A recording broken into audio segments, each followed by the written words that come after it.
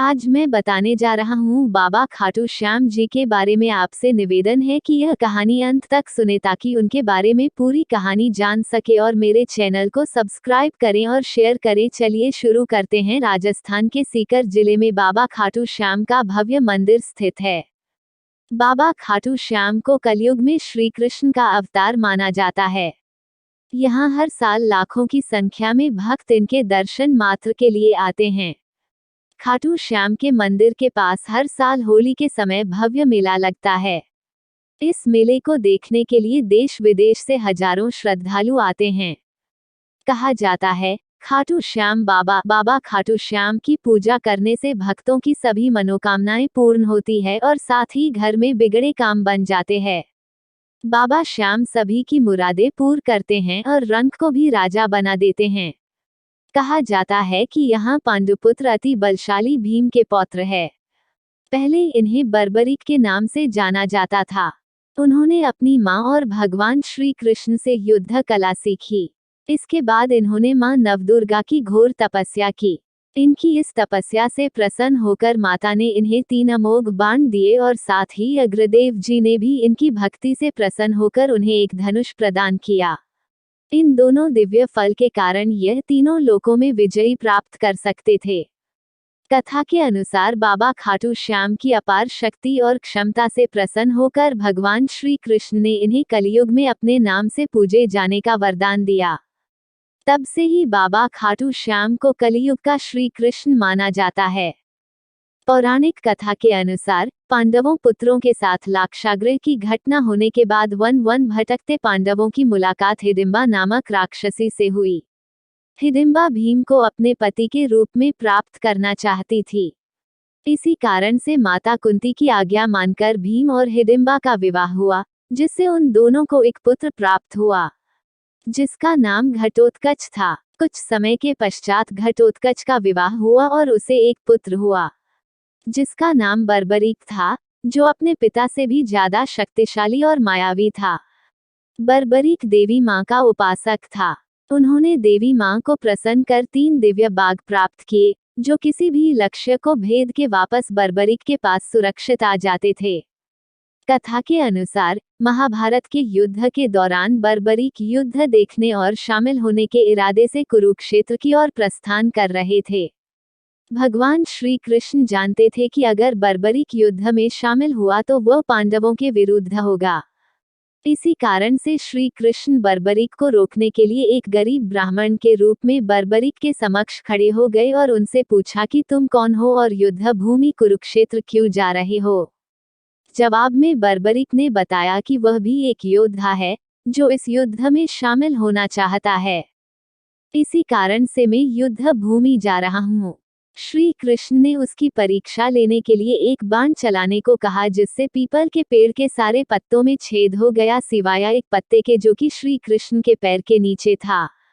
भगवान श्री कृष्ण ने कहा कि तुम तो बहुत ही पराक्रमी हो, मुझ गरीब को कुछ दान नहीं दोगे। बर्बरीक ने जब श्री कृष्ण से जब दान मांगने को कहा तो उन्होंने बर्बरीक से उसका शीश मांग लिया। बर्बरीक तुरंत समझ गए कि ये कोई ब्राह्मण नहीं है, इसलिए बर्बरीक ने श्री कृष्ण को उनके वास्तविक रूप में आने के लिए कहा और श्री कृष्ण अपने वास्तविक रूप में आ गए। बर्बरीक ने खुशी खुशी दान के रूप में भगवान श्री कृष्ण को अपना शीश दे दिया। बर्बरीक ने शीश दान करने से पहले श्री कृष्ण से युद्ध देखने की इच्छा जताई, इसलिए श्री कृष्ण ने बर्बरीक के कटे हुए शीश को युद्ध क्षेत्र के सबसे ऊंचे स्थान पर रख दिया। महाभारत के युद्ध में पांडव विजय होने के पश्चात आपस में वाद विवाद कर रहे थे।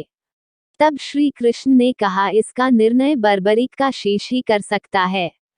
तब बर्बरीक के शीश ने कहा, युद्ध क्षेत्र में श्री कृष्ण का सुदर्शन चक्र चल रहा था, जिससे सभी लोग कटे हुए वृक्ष की भांति रणभूमि में पराजित हो रहे थे, और बर्बरीक के शीश ने यह भी कहा कि रणभूमि में द्रौपदी महाकाली के रूप रक्तपान कर रही थी। इससे श्री कृष्ण प्रसन्न होकर बर्बरीक के कटे हुए शीश को वरदान दिया कि कलयुग में तुम श्याम नाम से पूजे जाएंगे और तुम्हारे स्मरण मात्र से भक्तों का कल्याण होगा और साथ ही उन्हें धर्म, अर्थ, काम और मोक्ष की प्राप्ति होगी। खाटू का श्याम मंदिर बहुत ही प्राचीन है, लेकिन वर्तमान मंदिर की आधारशिला सन 1720 में रखी गई थी।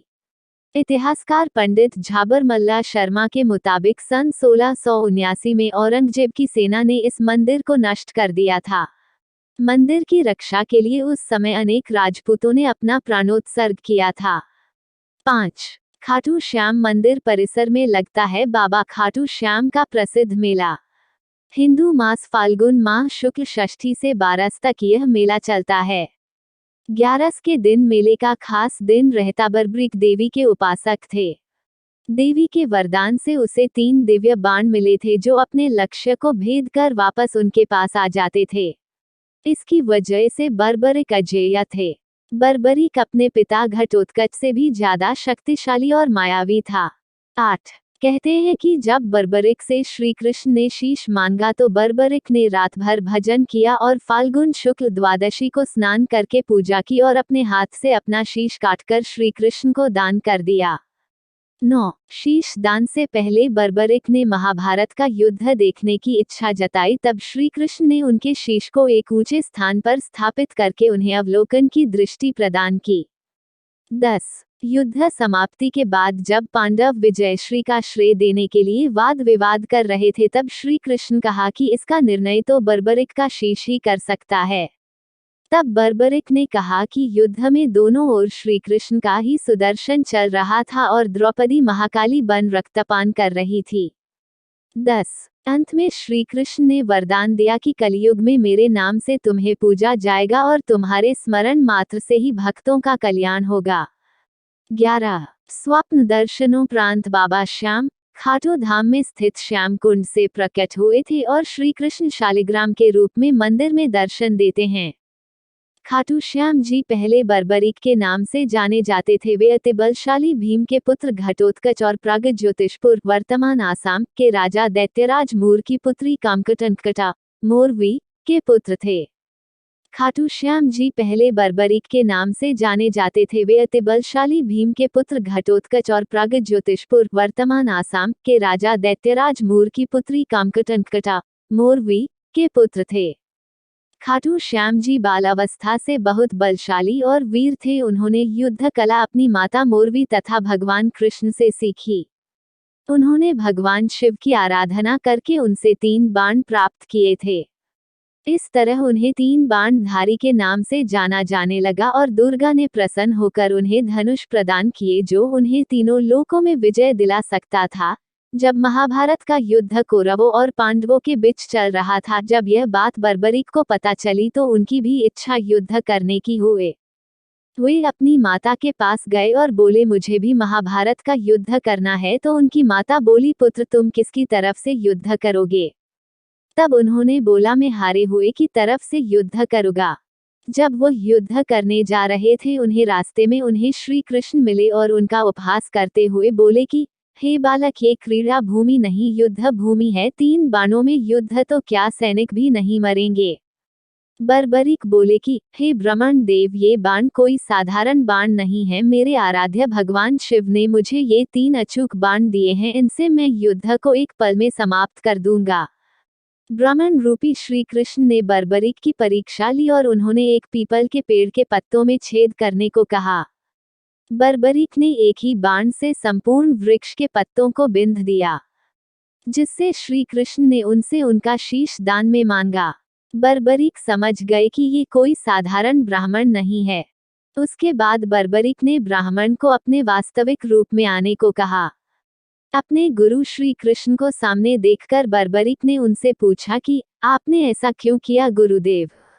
तत्पश्चात श्री कृष्ण बोले कि हे बर्बरीक आज मुझे तुमसे गुरु दक्षिणा चाहिए थी इसलिए मैंने ये सब किया। बर्बरीक ने कहा कि हे गुरुदेव मेरा शीश तो आप ले लीजिए किंतु मैं संपूर्ण महाभारत का युद्ध देखना चाहता हूँ। श्री कृष्ण ने वीर बर्बरीक के शीश को अमृत से सींचा और राहु के सिर के समान अजर अमर बना दिया। बर्बरीक के शीश को एक ऊंची पहाड़ी की चोटी पर रखा गया जहां से उन्हें संपूर्ण युद्ध दिखाई दिया। युद्ध समाप्त होने के बाद पांडवों को अपनी विजय का गर्व हो गया। उनके घमंड को तोड़ने के लिए श्री कृष्ण ने बर्बरीक से पूछा तो बर्बरीक के शीश ने कहा कि गुरुदेव श्री कृष्ण के सुदर्शन चक्र ने ही संपूर्ण युद्ध में पापियों का अंत किया है। उसके बाद श्री कृष्ण ने बर्बरीक को कुछ मांगने को कहा तो बर्बरीक ने श्री कृष्ण से उनका सांवला रंग मांगा।